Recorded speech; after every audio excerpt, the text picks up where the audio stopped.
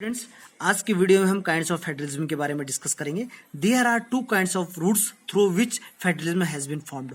दो तरह से फेडरलिज्म का निर्माण होता है, एक कमिंग टुगेदर फेडरलिज्म, एक नेक्स्ट है होल्डिंग टुगेदर फेडरलिज्म। सबसे पहले हम कमिंग टुगेदर फेडरलिज्म के बारे में डिस्कस करेंगे। Independent states come together on their own to form a bigger unit. जब इंडिपेंडेंट स्टेट्स कई इंडिपेंडेंट स्टेट साथ आके एक बिगर यूनिट का निर्माण करते हैं, उसको कमिंग टुगेदर फेडरलिज्म कहा जाता है। जैसे इंग्लैंड है, इंग्लैंड में स्कॉटलैंड और आयरलैंड ने मिलकर एक बिगर यूनिट का निर्माण किया है, जिसको यूनाइटेड किंगडम को बोला जाता है। ये कमिंग टुगेदर फेडरलिज्म है। ऑस्ट्रेलिया है, ऑस्ट्रेलिया का हम कभी बोलते हैं कि हम ऑस्ट्रेलिया गए थे, विदेश जाते हैं तो हम कहते हैं ऑस्ट्रेलिया जाते हैं। तो ऑस्ट्रेलिया क्या है? ऑस्ट्रेलिया कोई पूरा एक कॉन्टिनेंट है, और तो उसमें बहुत सारे देश आते हैं जिन्होंने साथ मिलकर एक बिगर यूनिट का निर्माण किया है। इसी को हम कमिंग टुगेदर फेडरलिज्म बोलते हैं। ठीक है, नेक्स्ट पॉइंट है by pooling sovereignty and the retaining identity they can increase their security. ठीक है, वो अपनी सोवरेनिटी को बचाते हुए और अपने आइडेंटिटी को बचाते हुए क्या करते हैं, अपनी सिक्योरिटी को इंक्रीज करते हैं साथ आके इंडिपेंडेंट स्टेट्स। इसको कहा जाता है कमिंग टुगेदर फेडरलिज्म। और जितने भी स्टेट होती हैं, all states have equal power. सारे स्टेट्स को इक्वल पावर होती है। ऐसा नहीं कि स्कॉटलैंड जैसे यूनाइटेड किंगडम में स्कॉटलैंड, आयरलैंड और इंग्लैंड को, तीनों को इक्वल पावर मिली हुई है। तो हर कोई अपने कोई एक स्टेट दूसरे स्टेट की पावर में इंटरफियर नहीं कर सकता है। सबको इक्वल पावर मिली हुई है। ये इसको कहा जाता है कमिंग टुगेदर फेडरलिज्म। ये सारे पॉइंट्स कमिंग टुगेदर फेडरलिज्म के थे। अब नेक्स्ट पढ़ेंगे हम होल्डिंग टुगेदर फेडरलिज्म के बारे में कि होल्डिंग टुगेदर फेडरलिज्म क्या होता है। Large countries decide to divide its power between the constituent states and their national governments. इसमें क्या होता है, एक बड़ी कंट्री क्या है, कई भागों में अपने को डिवाइड करती है। ठीक है, और हर जैसे भारत है, भारत के अंदर हमने अपने देश को 28 स्टेट्स में डिवाइड, पहले 29 था, अभी Jammu and Kashmir union territory बन गया, 28 स्टेट में डिवाइड किया है। ठीक है, और 8 हमारे यूनियन टेरिटरीज हैं। ठीक है, तो इसको कहा जाता है होल्डिंग टुगेदर फेडरलिज्म। ठीक है, the central tends to be more than its states. यानी जो सेंट्रल गवर्नमेंट होती है, ये अपने को कई स्टेटों में, कई रीजन्स में या कई स्टेटों में डिवाइड करती है। ठीक है, इसको कहा जाता है holding together federalism. Next point है constituent units have unequal power, some units are granted special power. जो होल्डिंग टुगेदर फेडरलिज्म होता है, इसमें कई स्टेटों को तो ज्यादा पावर मिलती है, किसी को कम पावर मिली होती है। जैसे अभी धारा 370 हटने से पहले जम्मू कश्मीर को स्पेशल पावर मिली हुई थी, वहां पे हम जमीन ले सकते थे। ठीक है, उसी तरह से अभी तो धारा 370 खत्म हो गया, यूनियन टेरिटरी में आया जम्मू एंड कश्मीर। दो अलग अलग जो जम्मू एंड कश्मीर स्टेट था, दो यूनियन टेरिटरी में डिवाइड हो गया, लद्दाख एंड जम्मू एंड कश्मीर। लेकिन बहुत सारे जो हिली स्टेट्स हैं, उनको भी पावर मिली है। वहाँ पे हम बहुत सारे जो हिली स्टेट्स में, जैसे उत्तराखंड हो गया, नागालैंड हो गया, अरुणाचल प्रदेश हो गया, ठीक है, या अंडमान निकोबार हो गया यूनियन टेरिटरी में, यहाँ पे हम जमीन नहीं खरीद सकते, यहाँ पे घर नहीं बना सकते, बहुत सारे ऐसे स्थान हैं। ठीक है, तो इनको जो होल्डिंग टुगेदर फेडरलिज्म होता है, इसमें हर स्टेट्स को इक्वल पावर नहीं मिली होती है, अनइक्वल पावर होती है। ठीक है, नेक्स्ट हम डिस्कस करेंगे what makes India a federal country. की इंडिया को कौन सी ऐसी चीजें जो इंडिया को फेडरल कंट्री बनाते हैं, उसके बारे में हम डिस्कस करेंगे। The constitutions declared India as the union of states. जो कॉन्स्टिट्यूशन है, उसमें हमारे देश को फेडरल कंट्री नहीं कहा गया है, बल्कि हमारे कॉन्स्टिट्यूशन में यूनियन ऑफ स्टेट्स का जिक्र किया गया है कि हमारा जो देश है यूनियन ऑफ स्टेट्स है। लेकिन although it did not use the word federalism, the union is based on the principle of federalism. लेकिन जो हमारा देश है वो फेडरलिज्म के प्रिंसिपल्स को फॉलो करता है, इसलिए हमारे देश के अंदर जो हमारा देश है वो फेडरल कंट्री है।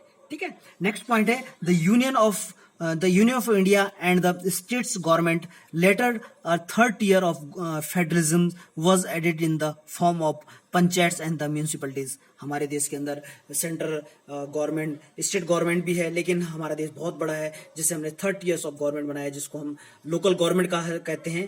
ठीक है, इस लोकल गवर्नमेंट को रूरल एरिया में पंचायत कहते हैं और अर्बन एरिया में म्यूनिसिपलिटीज कहा जाता है. ठीक है, नेक्स्ट पॉइंट है these different tiers enjoy separate jurisdictions. जो अलग अलग हमारे देश के अंदर जो पावर शेयरिंग हुई है, सेंट्रल गवर्नमेंट, स्टेट गवर्नमेंट या लोकल गवर्नमेंट, इसका अपना अपना एक सेपरेट जुडिक्शन है. जो सेंट्रल गवर्नमेंट और स्टेट गवर्नमेंट के पावर में इंटरफियर नहीं कर सकती है, स्टेट गवर्नमेंट लोकल गवर्नमेंट के पावर में इंटरफियर नहीं कर सकती है. सबके सेपरेट जुडिक्शंस है. ठीक है, जो और हमारे देश के अंदर अलग अलग लिस्ट बनी है, union list, state list, concurrent list, residuary list. ठीक है, जिसमें अलग अलग सब्जेक्ट हैं जो सेंटर से रिलेटेड हैं, स्टेट से रिलेटेड हैं, या फिर जिसमें union central government state government दोनों उससे ऐसे बहुत सारे सब्जेक्ट हैं जिसमें union central government state government दोनों रूल बना सकते हैं, दोनों इंटरफियर कर सकते हैं, उनको कॉन्करेंट लिस्ट में आते हैं. ठीक है, सबसे पहले हम यूनियन लिस्ट के बारे में डिस्कस करेंगे.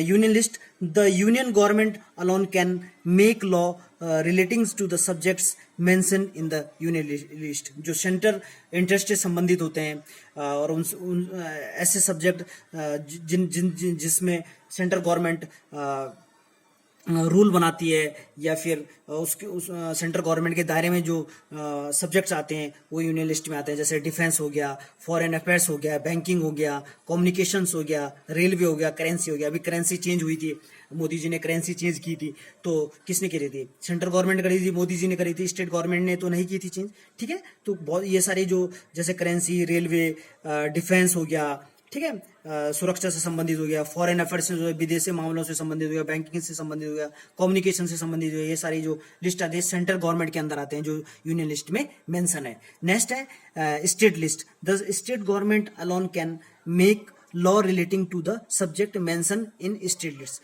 बहुत सारे जो स्टेट से इंटरेस्ट से संबंधित जो सब्जेक्ट होते हैं वो स्टेट लिस्ट में, जैसे पब्लिक हेल्थ हो गया, पब्लिक सर्विस हो गया, लिकर हो गया, पुलिस हो गया. अभी लिकर है, बिहार गवर्नमेंट ने जो लिकर है वहाँ पे बिल्कुल बैन करी हुई है. ठीक है, जबकि हरियाणा और स्टेटों में सारी लिकर बैन नहीं है, वहाँ पे बैन है, क्योंकि ये जो लिकर से संबंध जो लिकर जो सब्जेक्ट है वो किस में आता है? स्टेट लिस्ट में. तो इसमें जो डिसीजन लेगा वो कौन लेगा? स्टेट गवर्नमेंट लेगी. ठीक है, नेक्स्ट है concurrent list. Concurrent list, union as well as the state government can makes laws on the subjects mention in list. ठीक है, ऐसे सब्जेक्ट जिसमें यूनियन गवर्नमेंट भी डिसीजन ले सकती है और सेंट्रल गवर्नमेंट भी डिसीजन ले सकती है, ये कॉन्करेंट लिस्ट में आ जाती है. जैसे तुम्हारा आपका हो गया फॉरेस्ट हो गया, एजुकेशन हो गया, ट्रेड हो गया. ठीक है, फॉरेस्ट, जैसे फॉरेस्ट है हरियाणा और दिल्ली के बीच में, अगर कोई फॉरेस्ट आता है तो उसमें दिल्ली गवर्नमेंट भी जैसे उस फॉरेस्ट को डिसाइड करेगी ये रिजर्व फॉरेस्ट में आएगा, यहाँ से कोई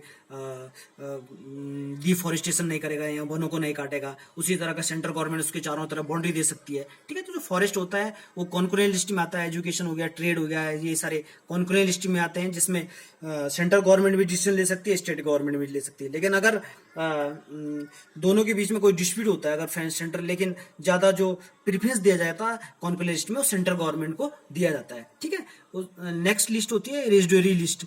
दो subject which do not include in union state and concurrent list are include in residuary list. ऐसे जो ना तो कॉन्करेंट लिस्ट में है, ना तो स्टेट लिस्ट में, ना यूनियन लिस्ट में, वो रेजिडुअरी लिस्ट में आते हैं. मीन्स ऐसे बहुत सारे सब्जेक्ट, जब हमारा कॉन्स्टिट्यूशन बना था बहुत सारे ऐसे सब्जेक्ट जो उस समय थे नहीं.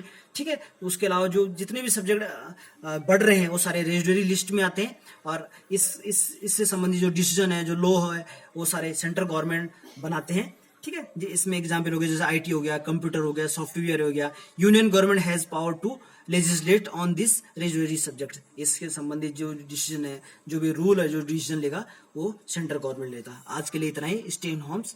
थैंक्स.